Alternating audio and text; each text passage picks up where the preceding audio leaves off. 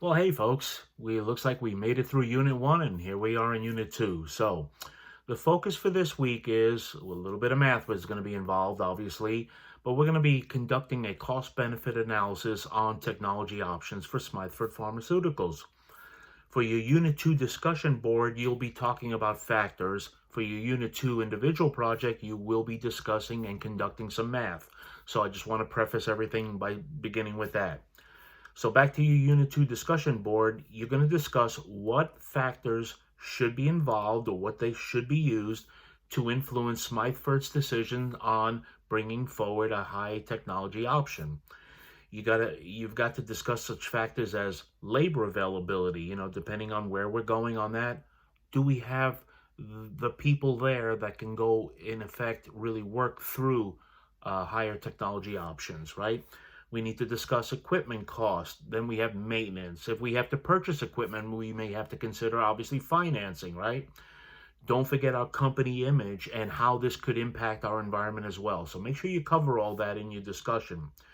And then finally, you need to also discuss in your discussion board how world-class organizations consider how those options, those high-tech options, fit into the overall philosophy, into the overall position, if you will, of the company on total quality and performance, right?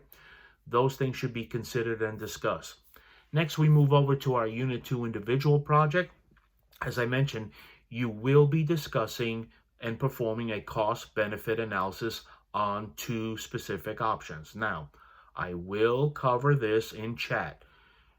You'll hear me say it every week. I encourage you, if you can attend chat live, do so, please, because that's an opportunity to, ask questions, engage with your peers.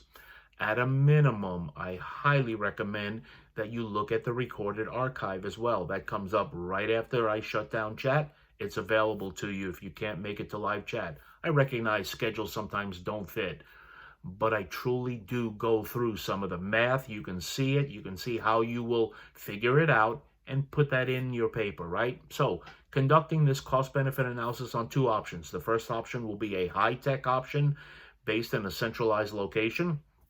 The second option will be a low-tech option in a decentralized location. You will need to use applicable business formulas to compute all this, and you'll be given the material, the numbers to do so. I'll discuss again all of this on chat too, where the numbers are, what are we looking to go find out. But basically the tasks in this Unit 2 IP are this.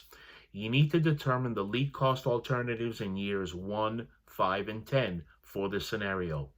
You then need to determine the variable cost per unit in year 5 to see, have we crossed that point where it's now justified to purchase and procure automated equipment, meaning high-tech equipment. It's not just about cost though, right? So your next task, you need to also determine what other factors to consider in doing this. When do we centralize manufacturing? Think about those costs and such.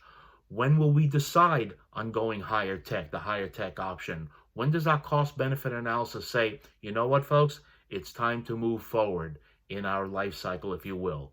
So those are the things we'll cover. Obviously, it's all about proper operations management. I'll help you through that. The learning, the reading, the chat. Please take the time to go through that because it is all explained in there. You will have to go make some calculations. Not difficult. We'll walk through that during our chat. So, on to our Unit 2 work, and hope to see you next week as well. Please take the time to look at these videos for a few minutes.